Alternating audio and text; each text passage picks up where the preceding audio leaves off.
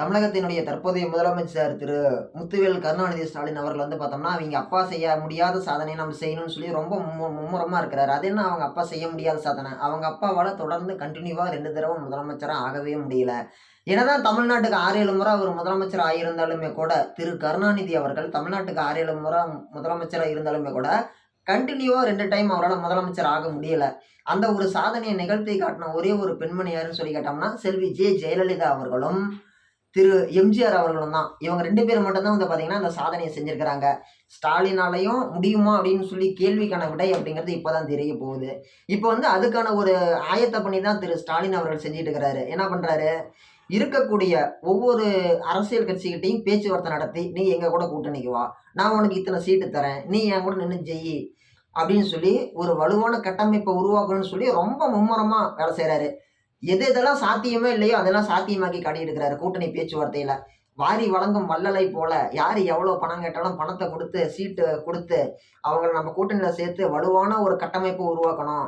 நம்ம அப்பா செய்ய முடியாததை நம்ம செஞ்சு காட்டணும்னு சொல்லிட்டு இப்ப சொல்லுவாங்கல்ல, இவன் பணத்தால அடிக்கிறானான்னு சொல்லிட்டு அந்த மாதிரி வந்து மிகப்பெரிய ஒரு இன்ஃப்ளூயன்ஸ் அப்படிங்கறது இவங்க காட்டுறாங்க. மிகப்பெரிய அளவுல வந்து பாத்தீங்கன்னா ஒரு செல்வாக்கு அப்படிங்கறத அதுல காட்டுறாங்க. என்ன பண்றாங்க? திரு ஓ பன்னீர்செல்வம் ஜெயலலிதா அவர்களினுடைய உண்மை விசுவாசி. ஜெயலலிதாவுக்கு அடுத்த இடத்துல இருந்து அதிமுகவின் மிகப்பெரிய உயரிய உச்சபட்ச ஒரு தலைவர் தான் ஓ பன்னீர்செல்வம். அவரை கூட்டிட்டு வந்து தன்னுடைய திமுக வச்சுக்கிட்டாரு. அவரை கூட்டிட்டு வந்துட்டாரு. ஓகே ஆயிடுச்சு கூட்டணி. நேத்து அறிவிப்பு வந்துருச்சு.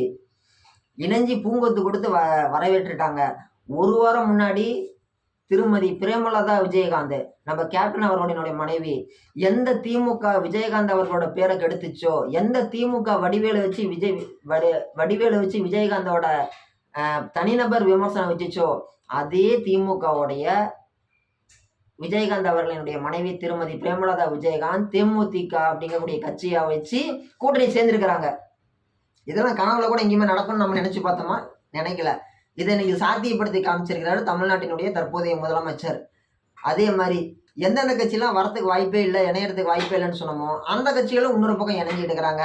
அவங்க எல்லாரையும் விட அந்த தடவை நம்ம ஜெயிச்சு ஆகணும்னு சொல்லிட்டு ரொம்ப மும்முரமா இருக்கிறார் ஸ்டாலின்.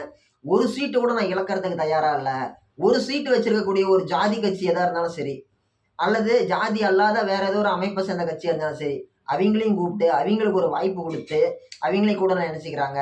இந்த தடவை காங்கிரஸ் அப்படிங்கிறது என்ன சொல்லுவாங்கல்ல, பரம்பரையா நாங்கள் திமுகன்ற மாதிரி ஒவ்வொரு எலெக்ஷன்லையும் கூட்டணி சேர்ந்து நண்பர்களா இருப்பாங்க.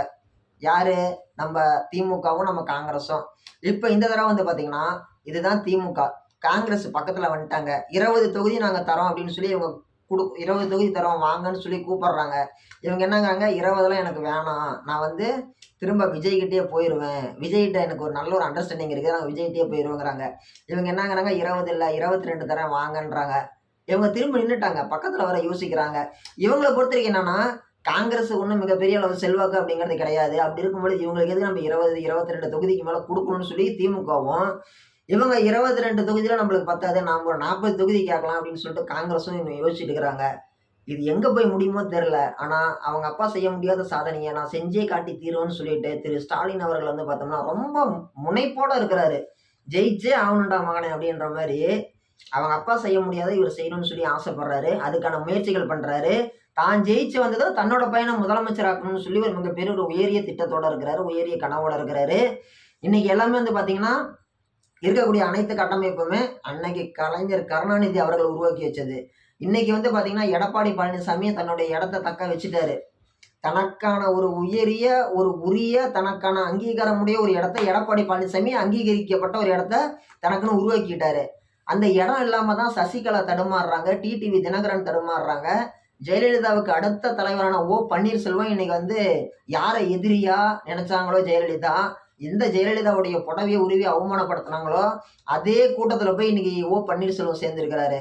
தனக்கான இடத்த தக்க வச்சுக்கிறது அப்படிங்கிறது ரொம்ப ரொம்ப முக்கியம். அந்த இடத்த தக்க வச்சுக்கிட்டவங்க தான் பெரிய ஆளா இருக்கிறாங்க வரலாறுல. அப்படி தக்க வைப்பாரா ஸ்டாலின்? தக்க வச்சுட்டாரு. அவங்க பையனை அடுத்து முதலமைச்சராகணும்னு கனவு கண்டுட்டு இருக்கிறாரு. பொறுத்திருந்து பார்க்கலாம்.